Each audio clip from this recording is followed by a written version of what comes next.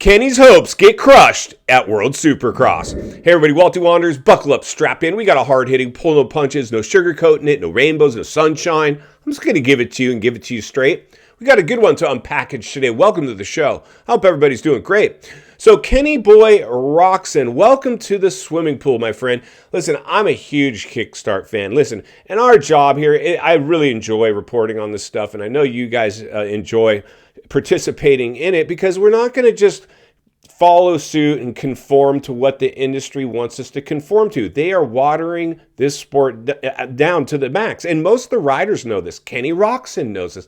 They see, but they have to keep their mouth shut and bite their lip or tongue in order to just fit into the mold they need to fit into to remain in favor with the industry. Now, a lot of these riders are bucking the industry by signing up for World Supercross. Kenny and Eli got paid big bucks. The rest of the guys got paid to come too. We're really not, I'm sure there's some incentives and some bonuses for finishes. For the other guys, other than Kenny and Eli, it's really, those guys are probably racing a little harder for those positions than Eli and Kenny. Kenny and Eli, of course, they're going to race hard because they're racers, but they're certainly not going to go for broke at an off-season event. And World Supercross, as much as I love you and I want to love you and I want to cheer for you and I want to see you guys make this thing work, I'm just not sure you're going to be able to compete with the American Supercross. Although American Supercross, they've got their own challenges for sure, but the amount of money they have behind them, it's going to be really hard to compete with them, even if they are watering down the industry and it's no longer, well, it's always going to be a niche sport, a hardcore, dangerous alternative sport. It's an extreme sport, right? This is not ball sports, even though that's where they're trying to take it. They're not happy with the size that it was. They wanted to go big, right? Go bigger, bigger, bigger. They're getting greedy. Be careful, be greedy when others are fearful, fearful when others are greedy. They should be fearful right now because they are, I believe, getting a little bit greedy by trying to crush World Supercross, blocking like other, again, this is just my perspective. They definitely don't like seeing the really heavy hitters go race these off-season events. Now, Kenny, you can have him. We don't care about Kenny. He's on his way out. Eli, you can have him. He's on his way out. We're all about the new generation, the Jetsons and the Danger Boys. That's where their money, and so they're not there. Now, back in the day when you had like the Bercy, King of Bercy, virtually everybody showed. Maybe one or two guys didn't show for it, but the majority of the guys would go race these events. And it was a chance for some gate drops. But you see, it's hard to sign up for a whole new series, and especially when it's going all over the world. Now, this is a really big undertaking for World Supercross to even make a go of this. This is going to be a miracle. A miracle if this series remains and if it can get any growth and add rounds. I just think it's too hard, and I think they got too many people that are going to try to make sure they fail. But the reality is this. Kenny boy Roczen, we're going to hear from him here in a second. Let's go ahead and hear from Kickstart Kenny now, courtesy of his Instagram, as he tries to explain his post-World Supercross performance. He goes on to say, the track was really ruddy and super rocky, which is a crazy combination in Supercross. Well, Kenny, this isn't the first time we've seen tracks. I've seen a lot worse than what you raced on. But okay, I get it. You were able to click the P1 for Super Pole. Well, you did do that. That is true. Race 1, after battling in the first couple of laps, I was able to finish P1 there as well. Unfortunately, that's about as good as it got for Kenny boy Roczen. It was a pure struggle from there on out, and this is how he tries to explain it. He goes on to say, race 2, rough first turn on the start, so I was way back. I made my way into second, and then I sided over some rocks on a takeoff, and I threw it away. I ended up 10th or so, I believe. He wraps it up with, I'm not as good as Eli right now, but it's a great opportunity for me to learn and improve myself over the next few weeks. I'm excited to put in some work with the team and personally to be a step further coming into Perth.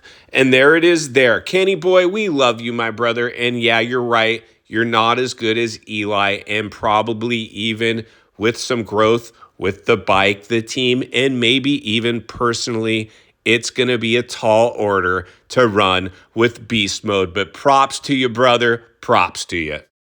Kenny Boy Roczen is doing his best. He's doing his best, but I really don't think his heart is as into it as it was. Now, this is a perfect opportunity. If it wasn't for Eli, it'd be the Kenny show. And if it wasn't for Eli, it would be no fun to watch.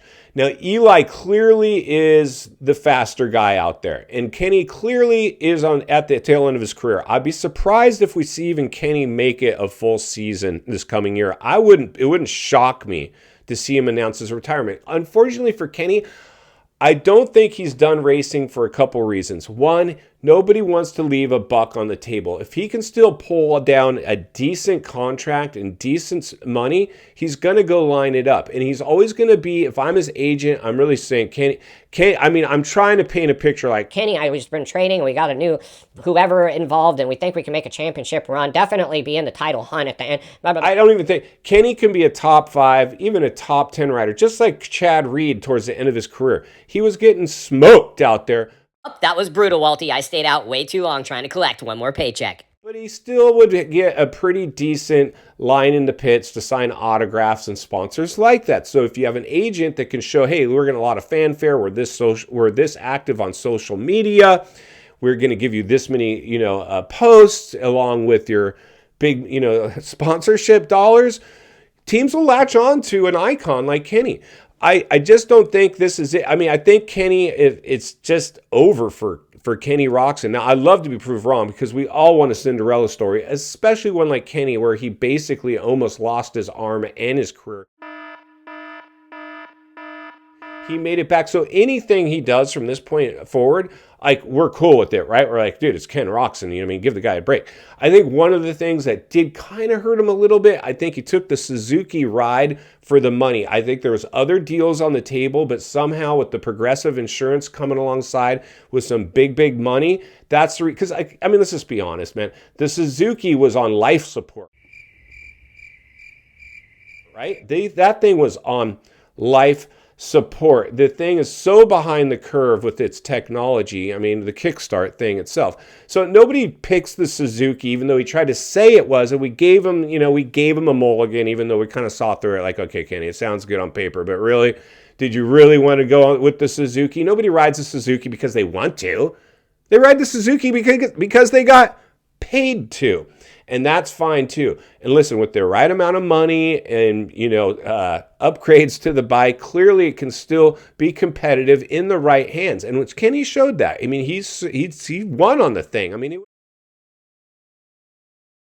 It was huge. He could have rode off into the sunset right there. But I think Kenny Boy Roczen is not willing to hang it up because I'm pretty sure the dude's got enough money to retire on. But the reality is, and hopefully a lot of investments, whether it's money markets, real estate, whatever types of businesses he's involved in, I'm sure he's got an investment portfolio manager managing his career, and he's penciled it out. Right now he's going, based on your investments, you can live on X amount of money a year. But that's going to be a lot less than these big, fat, gnarly contracts that he's been pulling in now for 10 years or so, every single year. He's going to be on he's going to be on a much smaller budget when he retires, and then wanting something to do when he retires. I don't think he's right for the booth. I know we gave him a little screen test, basically. I think it was last year. They had him on maybe Race Day Live into the booth, and it was awkward. He was nervous. And listen, a lot of those bugs can get worked out. I mean, it's just like riding the moto, man. With time, eventually you get more comfortable on the bike, you get more comfortable behind the mic. But his initial screen test was awful. Like, I just don't see that. Now, who knows? I don't even know if that's something he wants to actually do. But most of these guys need something to do. You can only play so much golf. You can only surf so many waves. You can only do that. Now, he's got a family, but again, if you've got kids and a wife, as much as you love them, you like time away from them too. You don't want to be just like, Mr. Mom at home getting the whip cracked at you all the time. Like, honey, you do this, honey, do that. Get me out of here. Give me a deal on a motor. Let me go racing and we go travel. I mean, that's what Kenny is now up against. But the reality is this: even though he looked good at World, he won, Super Pole winner, won the first moto. I mean, he looked a little squirrel dog out there. The dirt was gnarly there. I understand it broke down. It was a challenging track.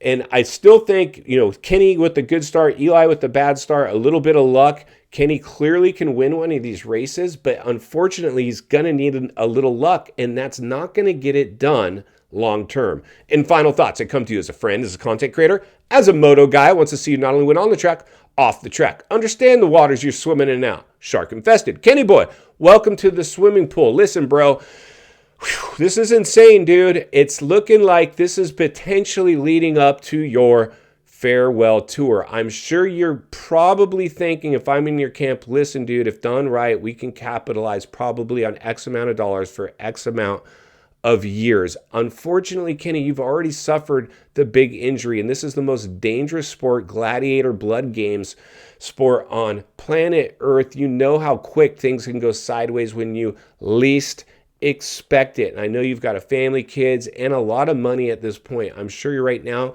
it's really about longevity. How many years can I squeak out of this before I got to hang it up? And with what level does that mean I have to ride at now? Are you willing to really risk it all for one more win?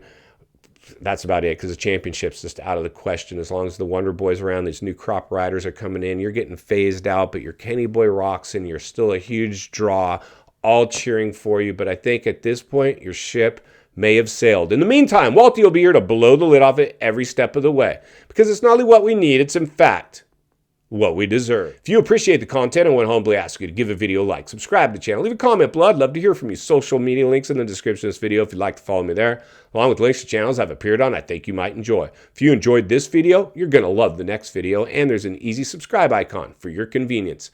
As always, thank you for your time. Don't go over the bars. God bless, and I'll see you on the next video.